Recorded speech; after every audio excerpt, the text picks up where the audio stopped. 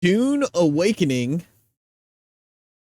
a game that plans to reinvent MMOs. I've enjoyed an MMO or two. Let's see how they're going to make it happen. Hey everyone, what's up? There I we am go. back again with Now I an have it. update for Dune Awakening, the upcoming survival sandbox MMO that famously said it's going to support thousands of players in a vast shared open world. The game was first revealed officially about a year ago in August 2022 at Gamescom, and while it had an interesting initial pitch, I mean, 1,000 players in an open world sounds too good to be true, right? Beyond that, though, I they were mean, rather this light day on and details. age. The good news, though, is since then, we've learned a lot more about the game. Now, one of the biggest sources of new information comes from a video interview with PC Gamer. So Dune Awakening is a survival, open world, massively multiplayer game. It is a game where players are invited to explore the world of Dune. They involve themselves in politics, they involve themselves in intrigue, they involve themselves in combat, they have to survive. Those are all good most things dangerous to planet in involve the myself universe. in. So that is the basic sales, the elevator pitch of the game. We know it's survival sandbox. They are throwing the word MMO in there. And as I mentioned at the top, that's largely due to this like seamless open world that they say supports thousands of players. When Dune Awakening begins, you are a castaway on the planet in the deep desert, and all you have is a knife that you've made out of scrap metal. By the end of the game, Outstanding. That's your running a guild. You have a fleet of vehicles. It's exactly how a survival game should start. Me versus nature. I got nothing, and I'll build it up from there. I mean, it's how Conan does it, Ark does it. Everyone does it that way. That's what makes survival games great, is the sense of achievement of going from nothing to a vertibird, apparently, right? In formation, sandbikes cruising across the desert beneath them, tanks kicking up a cloud of dust as you drive to a spice blow, and you see in the distance another guild coming towards you, and just as you clash, you hear the rumble of a sandworm coming. So that's a good like Fighting high-level guilds, overview open of what world the PvP, experience that of could be progression interesting. of starting from scratch. They say you got nothing but a knife, Open and you're world sneaking into PvP camps, and tends you're to turn taking out enemies so and toxic, stealing their water. We know that the water is going to be a big part of the survival mechanics. But then after the starting, they then progress to the more advanced stages where you're flying around these ornithopters. You've got ground vehicles. You're going towards these spice locations where spice is going to be the super valuable resource that's tied directly into player progression. At the same time, there's another guild coming. You're engaging in combat, but all of this ruckus ends up summoning up this sandworm, engulfing the area. And I think that is really cool. I mean, that It's just a really cool sounding system. Sounds amazing.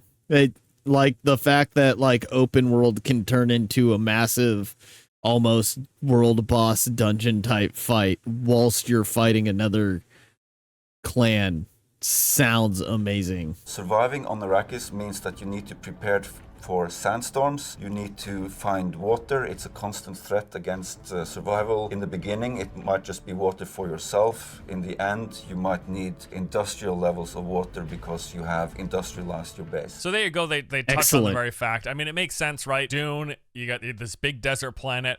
Water is pretty darn important, and water management, as they say, is going to be a key element of this being a survival game. I'm really hopeful that they are really light on the punishing aspects of it for the individual player early on, because I've played survival games where it feels like if you're not chugging water every 5 minutes, you're gonna die. And Oh my god, Raft with the food and hunger is unreal.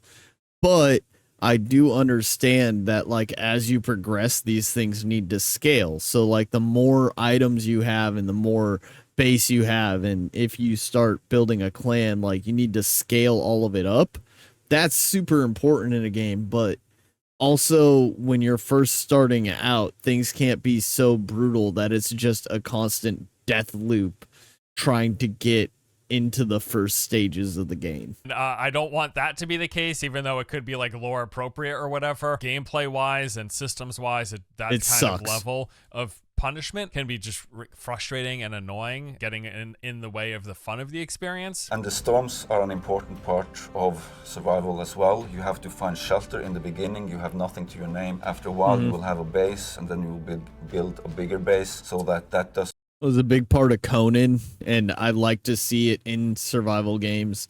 I don't think like there's not a lot that have these like storms and events that come through and like wreck you, but I do like the mechanic in the way that it adds another layer that you have to pay attention to things outside of immediately what you're doing and have a plan to go somewhere when these events happen. Doesn't become as important, but then you always have to go out in the desert and make sure that you can compete against the desert, and every time you go out you have to be careful of the worm. If you get caught by the worm, there will be nothing left of Dead. you and you will leave nothing behind. So there's like a few key survival elements in the game. Got it. There is that water management system, but then there's also surviving the storms, which they briefly mention, and these storms will come in, provide enough of a threat that you will have to take shelter from them, be that shelter in something that you have built yourself or shelter in, say, like a cave nearby or some sort of a ravine or something. Keeping yourself hydrated, getting yourself out of the storm when a storm comes, but then lastly, the sandworm. This is going to be a regular, consistent threat in the game, and it pretty much boils down to, if you kick up enough noise, if you make enough of a ruckus, the sandworm is going to appear and in some capacity will destroy things within an area. You know, in the cinematic trailer that they showed, you see the worm coming up and literally swallowing an entire facility That with looks so presumably cool. anybody within it. How does that like actually play out in the game? That is It would so be cool awesome. if a sandworm comes up and actually consumes entire buildings. I think that would be- Imagine just being like a single person, not that entire like exit. Like you would never know what happened, right? The ground would disappear and you're gone forever. Just like a little tiny individual person standing in the middle of the worm thing.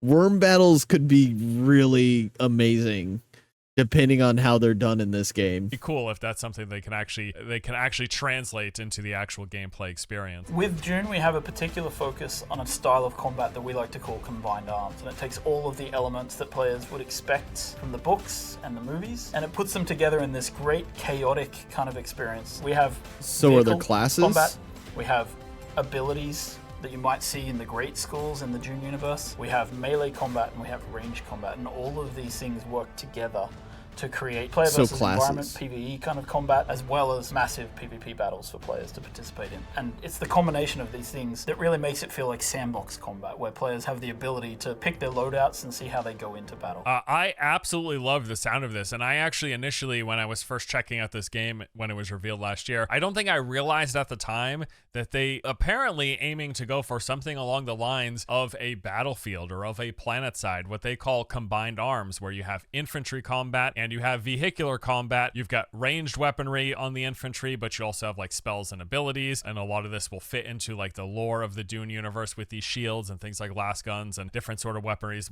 Melee weaponries also I am so curious as to how my like standard game mentality of like brute force and ignorance melee first playing is going to work against like a worm.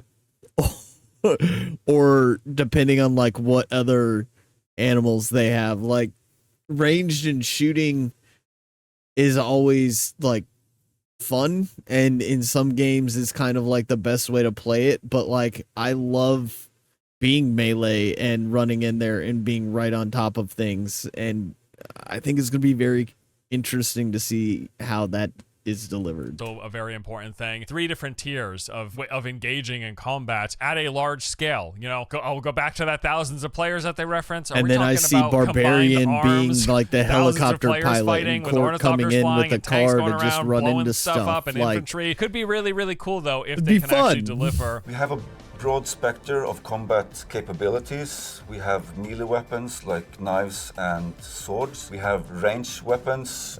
Then we have ground vehicles and air vehicles. They all come with configurable capabilities like las guns, rockets, miniguns, things like that. So with this, we've got confirmation that there will be Miniguns. customization at the very least for the vehicles. I'd also read elsewhere in interviews that there will be customization for your own weaponry. Like you'll be able to do some sort of customization for your guns and for your melee weapons, presumably. That's great. Kind of expected with survival games, but it's good to get confirmation of that. The world of Arrakis is full of political intrigue, and we have this fantastic concept from the stories called Canley. And Canley is basically the rules of engagement. It's this thing called the Great Convention that defines areas of the world where players are allowed to interact in different ways.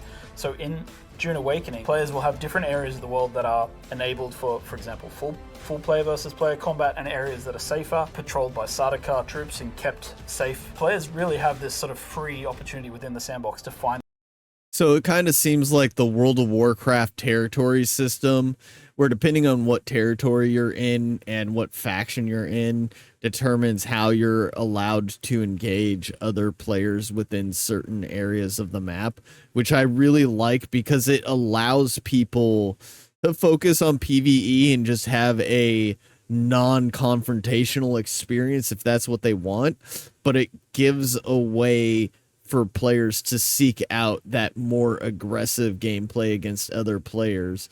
And it's the question I guess I would have that I would want answered is that PvP zone going to have a reason for people who are PvE focused like myself to go into? Am I going to be forced to do quest in like PvP areas in order to progress? And if so, is that going to be done like with a good balance where it just doesn't become this toxic griefing where I can never get certain things in the game done?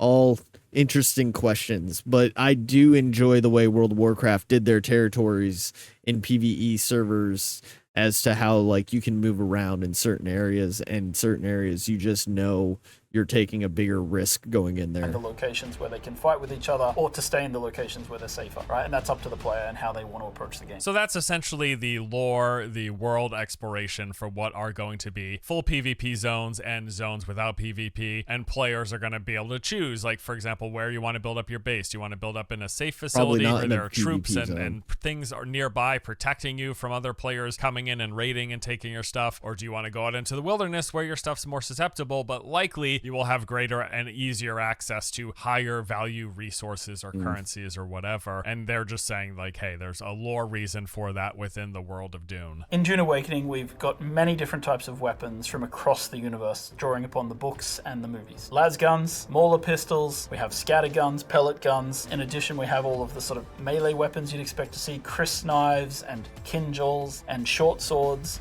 and rapiers. And in addition to that, of course, we also have abilities I like that players the diversity. can learn through the great schools of the universe.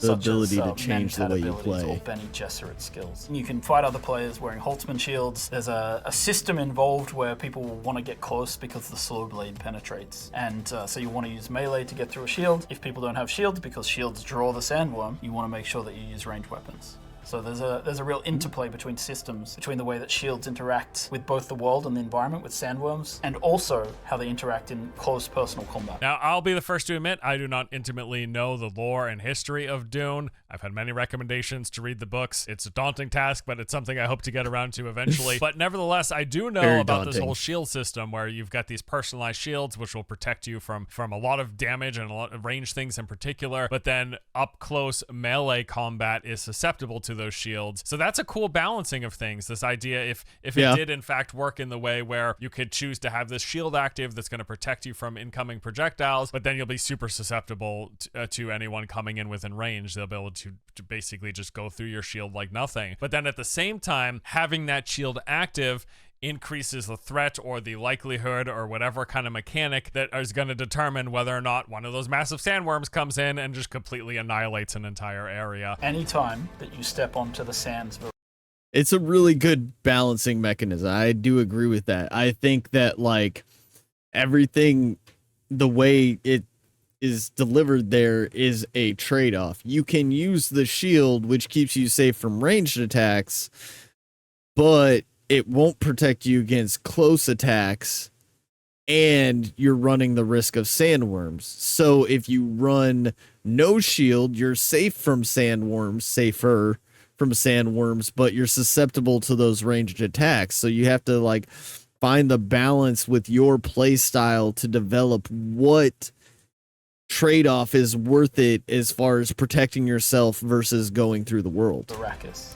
I love Restoring that the system. world. You can multiply that. Or the by idea of driving the system vehicles on anyway. the surface. You can multiply that by using shields or suspensor belts. Holtzman technology will draw the one. Yeah, and that just further touches on it more, saying that there will be all these different things. You might want to do them because you might want to do vehicles so you can move faster. You might want to use shields to protect yourself. You might want to get into a gunfight because you're trying to take over this area or fight back other players. But all of this is going to play into increasing the potential for that sandworm to come. Dune Awakening is built upon a foundation of And you 5 should pillars. fear the sandworm. Survival, which is obviously everything lot. you'd expect to see in a survival game. It's water discipline, it's the surviving the sandstorms that sweep across Arrakis. Then we have politics and intrigue, which speaks to the faction gameplay of the game. It's about, siding with one of the factions, thinking about how they work together, perhaps assassinating members of the other factions. Then there's infinite exploration.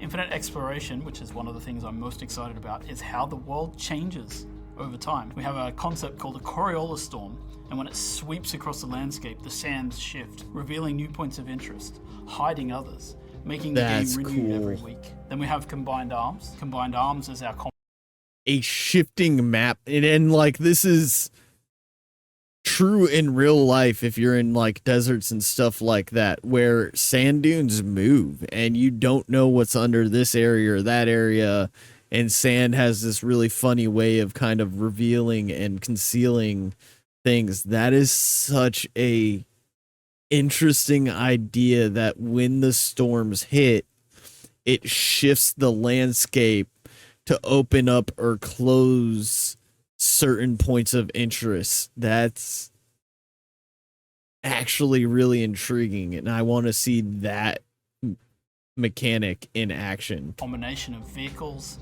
melee combat, range combat, and abilities all working together to create a seamless sandbox combat experience. And finally, we have expression and customization, which is really more than just talking about like the visual expression and customization, which of course we have armor sets and clothing and a robust character creation. But in addition to that, it's really about play the way you want to play. Do you want to be a trader? You can do that. Do you want to be a fighter? Of course you can do that. Do you want to be a spy? All of these things built into these pillars. All right, so the 5 pillars of survival, it seems like it's going to be just about everything we expect. We'll go out for resources. We'll do all the crafting stuff. There will be base building, things like that. We'll manage our water, right? They talked about the politics. To me, that sounds very likely just like we'll probably be like choosing a faction that we side with, or even if we Pretty don't much. actually make an actual choice, we'll have quests to do for the different factions, and depending on the one that we Might side be a with, we'll probably build up reputation some sort of system. a reputation. Maybe this leads to unlocked cosmetics or access to special vendors or something along those lines. The next 3 points are the ones that I think are certainly the most interesting. The endless exploration. We haven't mentioned this yet in the video, but yeah, the game is going to feature the system where these constant sandstorms are going to be happening, and So those cool. storms cover up areas and reveal additional areas. Now, I did read at one point that this is something that's supposed to be adjusting weekly. Whenever and however they happen, storms take place. Some areas that were previously explorable just the day earlier will be covered. New areas will be revealed. And this is also going to play into sort of this race system where you will want to go out after a storm is done and the literal dust try has to find settled. the You best will want stuff. to go out and see what new areas have been revealed, because in those areas will be loot and resources and access to spice, one of the primary things you'll be searching for. He then also mentioned the combined arms, which it sounds like Battlefield or PlanetSide, and if that's how it actually plays out, that is really cool. Anarchy Online was a huge undertaking for Funcom at the time. We didn't always know what we were doing, but we were learning on the job to a large extent. As Funcom now has a long track record of MMOs, we know we're not new when it comes of challenges relating to server technology, relating to player population balancing, with That's relating to good. the RPG aspects of it. So everything that went into the earlier MMOs that we did comes into play here.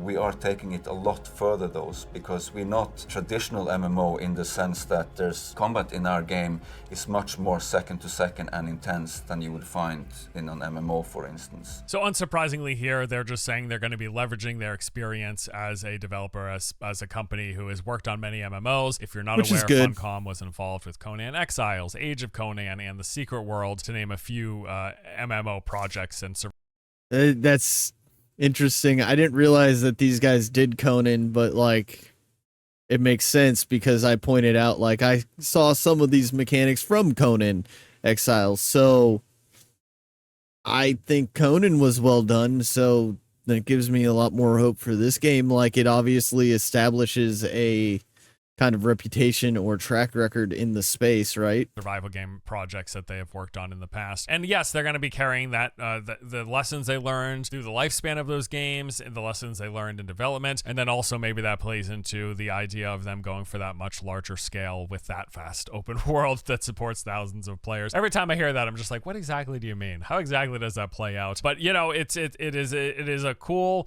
concept. It is they're cool words to be saying. It's always the most interesting to see what that ends up actually meaning for the gameplay experience, whether that is detrimental to the gameplay experience, because yes, a lot of games that try to live up to that idea of supporting thousands of players and having so many number of players on screen at a time, just end up with like terrible performance and all sorts of issues as a result of that. But technology is getting better, capabilities are getting better, and we hope that that is a sort of promise that they can live up to. I'm really, really curious about what their plans are for supporting single player play, because I know a lot of people like to play these style of games either single player or in small groups, and how is that going to work with this idea of combined arms with all these vehicles and stuff? I mean, you presume it means that the large guilds are going to destroy any of these single player or...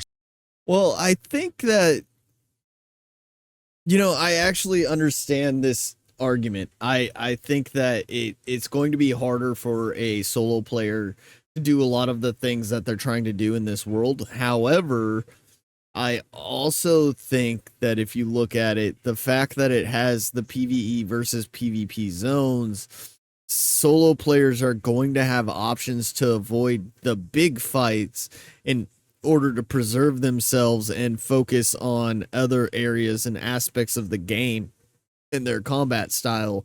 So I think you could still have a pretty good solo player experience. You're just going to have to be a lot more cautious about the way you approach things.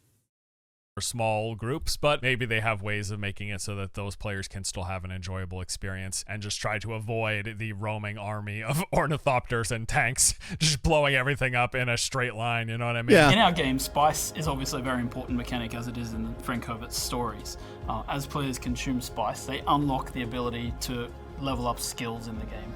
And Nice. those skills, as you train them, you choose which ones to train. You have active skill training. As you train those skills, the more spice you consume, the more you're allowed to train. If you don't have a lot of spice in your blood, you obviously can't train as much. However, this also comes at the cost of becoming woefully addicted to spice. So this sounds like a pretty way to approach character progression. You've got this resource in the Addiction. world called spice. You need to get some of It's a it in thing. order to basically level up and activate new abilities. And then the further along this path you go, the stronger your abilities get, or you get access to better abilities. But consuming more and more spice ends up also having some sort of a drawback. They say you become addicted to it. I would assume that in terms of gameplay Got the mechanics, that would spice translate into sweats. something like you need to have some sort of an upkeep, right? Like depending on how far along in progression you are, you're gonna have to maintain a certain level of spice, and if it depletes past a point, man, probably just you give me lose one access hit to of some of your spice. progression. They take it away from you, or it Just could need be a little the spice, fact where man. you're only allowed to consume spice to a certain point, because if you get past a certain point, you get some sort of debilitating side effects, and that's how they represent the idea of, hey, you can't have too much spice because then you become addicted to spice. And when all of this comes together, you'll find yourself And it turns in the into a desert, debuff in a spice that you have to harvesting deal with. operation, and there might be another guild attacking you to get your spice. Whenever you get into combat in the desert of Arrakis, try to get it over with quickly, because not only are you fighting human combatants, but the planet Arrakis itself is the greatest protagonist there is. As you're fighting in the desert, there might be a this sounds sandstorm like rolling in, I love and the this sandworms will be aspect so attracted much. to the vibrations that you cause. So get it over with quickly. Man, I can't wait till they actually detail how this whole sandworm thing actually plays out in the game, because every time they bring it up, it sounds like such a cool idea for a system. You make too Like, much it noise, you get in a sounds- fight with another guild, or you're going into a camp of bandits or whatever to try to get some loot or resources. If you just draw too much attention to yourself, the sandworm's gonna show up. I really want to see how this ends up playing out. They have alluded to in other interviews and such that the sandworm, there's only going to be certain areas of the world where you have to worry about the sandworm, Okay. but obviously at the same time, they're likely to put that sandworm in those areas that you're wanting to go in search Yeah. for blueprints, because you're going to have to look out for blueprints in order to do a lot of crafting. It's not just progressing down a So like, I am so intrigued. I'm right with him on this one. I am so intrigued about this system of the sandworm and other things, but like, I think it will create a lot of like super interesting dynamics too, because like there's a chance that if you have a decent sized guild and you're going up against a basically level footed guild and you two are fighting it out, and then this sandworm pops up in the middle of your battle, do you continue to fight each other, do you turn and focus on the sandworm and help each other take down the sandworm as this world boss just appeared out of nowhere? And then once the sandworm is done, do you continue fighting each other, or do you broker a peace? What kind of resources come off of the sandworm? Like, there's so many like dynamics that would happen so quickly in the heat of the moment battle situation, because essentially a world boss can pop up in the middle of a clan battle and you have to navigate that. Do you still do you divide your force, half on the worm, half on the other clan? Like, there's so many ways to play it that could really create some very interesting dynamics and unique gameplay. Crafting tree, basically. You'll have to go out and find the things before you can actually make them. The spice is obviously going to be located in areas with the sandworm, but there will be areas that are relatively safe. Specifically, they talk about things like these rock formations, but then also you've got the protection of this dome system. Yeah, a lot of really cool, interesting things out of this particular interview.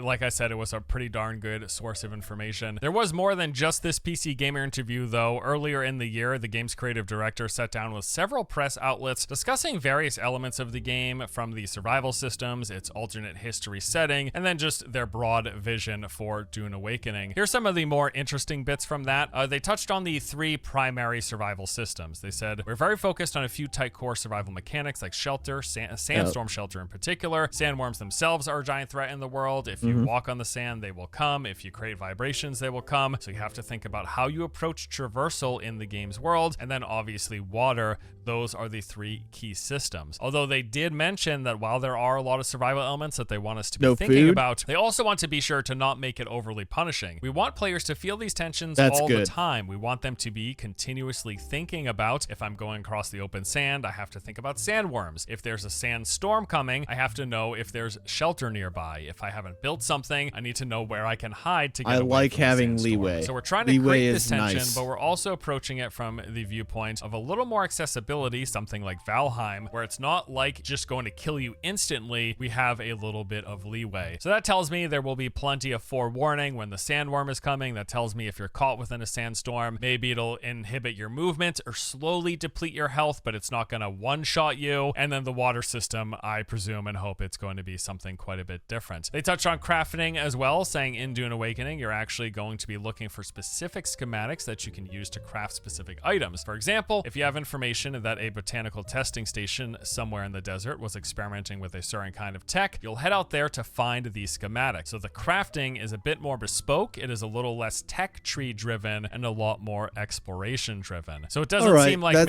maybe there will be some basic tools where you have a tech tree and you can progress down that to learn them, but I presume at least the higher value things are all going to be schematics based, where you actually have to go out into the world, find locations where these schematics are. Once you have those, you can then build it. Now, I mean, the only downside or problem I have with that idea is the fact that, obviously you're dependent on RNG in a certain way. It's going to be interesting if they have a way to target farm it, so that I know I'm looking for this blueprint and this blueprint is in this area. Whether it's available on the map right now or not is a completely different question, but as long as I can target farm and I know that I can get this schematic in this area from this exploration, that's fine, because then I have a goal and a way for me to do it myself, as opposed to blind RNG and luck. That's the only problem I would have with a schematic heavy building system is, am I reliant purely on RNG? And if that's the case, it could take me forever to never get the one thing that I want for my play style or my base or whatever it is I'm looking for. And I hate the notion of not being able to take control to get what I want or where I'm going. Outside of this particular interview, there were additional interviews for various other outlets, but a lot of them is kind of were repeating the same bits of information, kind of treading over the same ground. I will also say, though, there was one other interview pretty recently, just the other month, and they touched on the MMO elements it's going to take on and what we can expect from it. So they said Dune Awakening features many of the classical MMO characteristics, but applied through the sandbox sandbox world-building philosophy. You can build bases and customize them as you like, and you are not limited in how and where you can place them apart from special cases. Players can explore the world alone or together with their friends, forming groups and guilds to take on dungeons and harvest spice. There's both technological advancement, where players can learn to build new and greater technology through the acquisition of schematics, as well as a robust skill and imprint system that allows players to define their very own playstyle. Now, they haven't really touched into what sort of variety of playstyles they're going to have in terms of like, are we going to be able to fill roles like tanky roles and healing roles and damage dealing roles? They haven't really shown or detailed I am any of that, interested but there in will be classes and progression stuff like tied to that. playstyles. We also know we're going to have on offer both melee and ranged combat in this game, as well as that vehicular combat. And all this is sounding pretty interesting, and I am really liking what I've heard so far. Now, in terms of what's next for this game, well, Funcom will be at Gamescom again this year, during which we are expecting to learn and see even more about the game. The event begins in 3 weeks, starting on August 23rd. Now, typically, most of the big new reveals and announcements will happen within the first couple of days, so keep an eye out around then if you're looking for more updates. And how soon are we to being able to play Dune Awakening? Well, no release window as of yet. Tentatively, we're thinking sometime in 2024. Beta signups are currently available. It seems like they're going to be running beta tests later this year. I do think there's a decent chance, actually, that they announce some sort of a release window with whatever new stuff comes out of this year's Gamescom. Nice. I guess we'll be finding out soon enough. But that is going to do it for this video. Thanks you for joining me as we take a closer updated Gonna do it for them. Guys, make sure you like and subscribe. Link will be down in the description as well as posted here for chat. I don't know. It looked good. I don't think it delivers on reinventing MMOs. To attack the title a little bit, I think it takes a lot of very good mechanics from other places that I've seen before and moves them together in a way that looks very interesting and fun to play.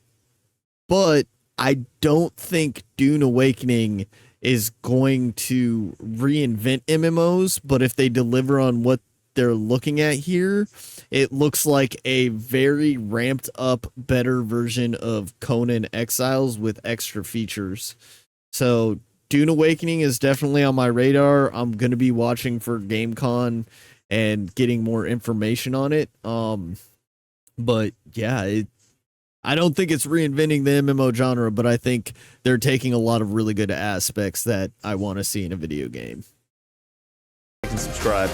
Do this stuff. You want all that? All of that. Hey there, it's Skeg Broggy. Thanks for watching the video. And if you enjoyed it, please let me know in the comments below. Don't forget to hit the like and subscribe button and follow me here on Twitch for more awesome content. Link is in the description.